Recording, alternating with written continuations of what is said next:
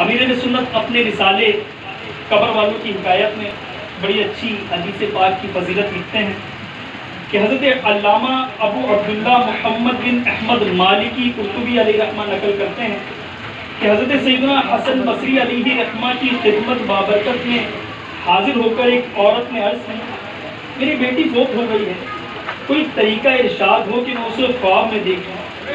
آپ نے اسے عمل بتا دیا۔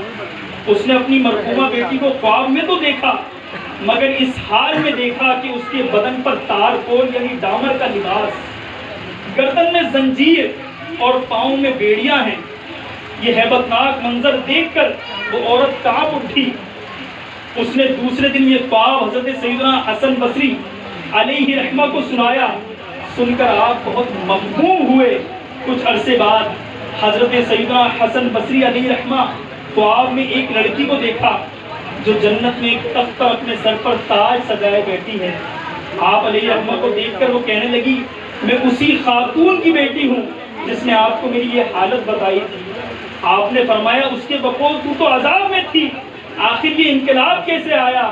مرحومہ بولی، قبرستان کے قریب سے ایک شخص گزرا اور اس نے مصطفیٰ جان رحمت، شمع بزم ہدایت، نوشہ بزم جنت، منبع جود و سخاوت، سراپائے فضل و رحمت صلی اللہ علیہ وسلم پر درود بھیجا۔ اس کے درود پڑھنے کی فضیلت، اس کے درود پڑھنے کی برکت سے اللہ تبارک و تعالی نے ہم 560 قبر والوں پر سے عذاب اٹھا لیا۔ بسوئے کوئے مدینہ پڑھو درود پڑھو، جو تم کو چاہیے جنت، پڑھو درود پڑھو، صلو علی الحبیب صلی اللہ تعالی علیہ